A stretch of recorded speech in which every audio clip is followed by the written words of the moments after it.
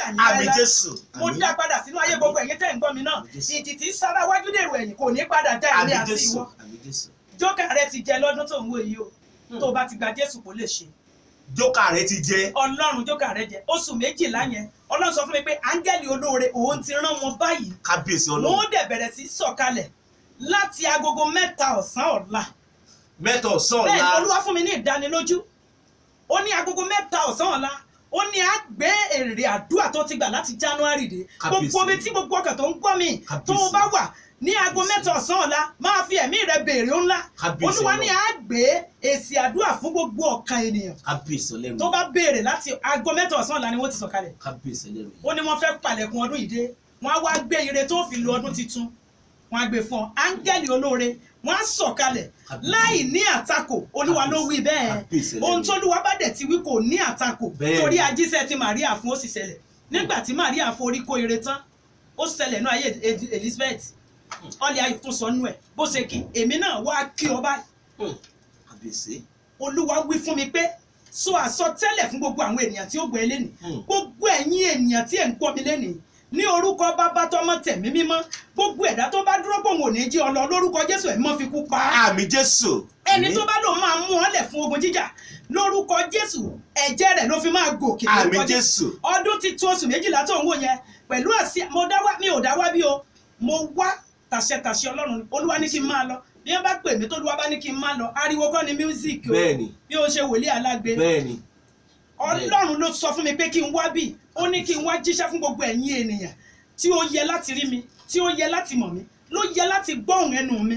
Mo sọ àsọtẹ́lẹ̀ bí wòlíì Ọlọ́run tí Olúwa ń gbé nínú ẹ̀ ní orúkọ Bàbá. Ó tán pìtàn àná mọ́. Àmín Jésù. Lórúkọ Jésù ayé rẹ sáré síwájú. Àmín. Oṣù 12 yẹn ó máa Àmín pé Jésù. ẹ. Lórúkọ Jésù bó ṣe máa rí nìyẹn. Àmín Jésù. Àṣẹ ọ̀run gorí ẹ̀. Àmín. Jésù Àmín. agbára wa. Àmín. Àmín lórúkọ Jésù. Gbogbo ẹ̀yin tẹ́ ń wò mí tẹ́ ń gbọ́ mi ẹ máa bá mi share. Wòlíì obìnrin kábíyèsí rẹ lẹ́rìn. Wòlíì tó dájú ṣẹ́ká kábíyèsí Ọlọ́run. Prophetess Susan Gbénró Ìṣádélé ti Praise and Power of Christ Bible Church International. Mo ti wà pẹ̀lú màmá. Ó ti wọ ọdún 12 sí 13. Kábíyèsí rẹ lẹ́rìn. Màmá.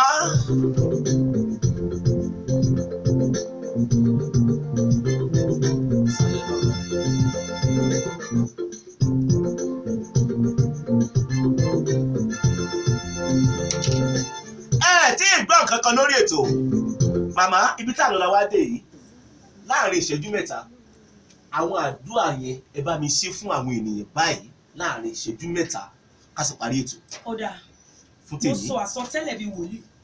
Ṣé gbogbo ọkàn tó ń gbọ́ mi iná tí a dá dì ọ́ fún ọdún tó ń bọ̀ wípé kò sí bó ṣe lè escape ẹ̀ pé ó máa kó sínú iná yìí ni. Kábíyèsí. Ẹ gbóhùn Olódùmarè lẹ́nu mi. Kábíyèsí. Ìwọ ọkùnrin tàbí obìnrin tí a ti dáná sínú oṣù yẹn dè Kábíyèsí. lórúkọ Jésù ẹ mọ́ra òjò ọ̀run pa. Àmín Jésù. Gbogbo iná ogun tá a dá fún oṣù 12 yẹn lórúkọ Jésù iná náà kú pátápátá Àmín níwájú ẹ. Jésù. Mo wá sọ àsọtẹ́lẹ̀ kejì pé bí ayé àti ọ̀run bá sì wà ń bẹ̀ tí ò tí ì kọjá gbogbo lẹ́tà ayọ̀ tó ti kọ tó ò rí èsì Kábíyèsí. tàbí orere tó ti ní lọ́kàn tó lé lọ́dún tí ọdún àná yìí torí ọdún yìí ti ń dàná Bẹ́ẹ̀ni. tí ọwọ́ rí o tẹ̀ wá wò bó ṣe ń kọjá lọ sínú oṣù 12 yẹn lórúkọ Jésù ó yá gba èsì ayọ̀ rẹ. Àmín Jésù.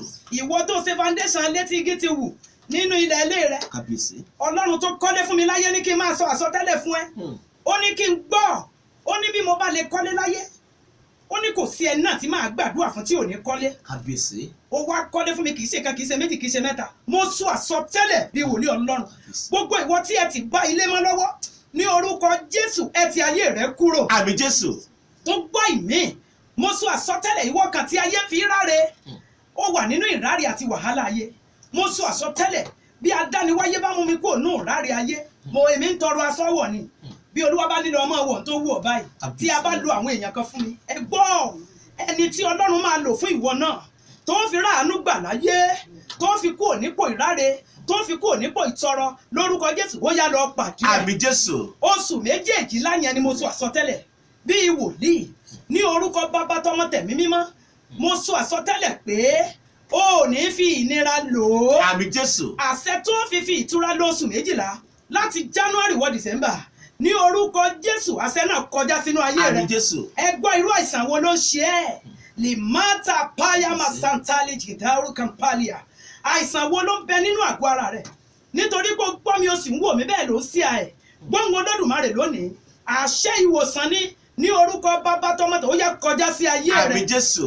má gbàgbé alárùn ẹ̀gbẹ́ tí odò Bẹ́sáídà kò mà rẹ́ èèyàn kankan tí ó gbé ìwọ náà kò séèyàn fún ọmọ gbọ́n Olúwa lẹ́nu mi ẹni tó kù mí kù ní kí n sọ fún ọ pé limata payama kampayama yàmà santali bahuli makampa ọwọ́ àìsàn tó wà lára rẹ lórúkọ Jésù ó yóò jáde bẹ́ẹ̀. àmì Jésù. àṣẹ dìde kó gbé àkẹ́tì rẹ kó sì máa rìn àṣẹ náà ó kọjá sí ọdún ayé rẹ. bí mo bá sọ̀rọ̀ àṣẹ bí wòlíì Ọlọ́run ló ń gbé tó ń jáde lẹ́nu mi jáde sí ayé rẹ gbọ́ ayé rẹ ò tún tọrọ mọ́. àmì Jésù.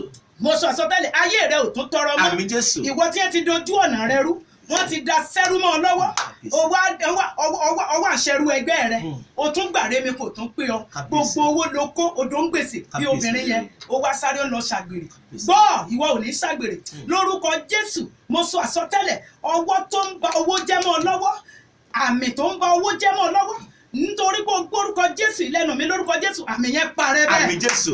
àbí Jésù Olúwa ń ṣàyájọ́ ẹ̀ ní orúkọ Bàbá tọmọ tẹ̀ mọ́ ìpè mi tó ń sọ̀rọ̀ jáde.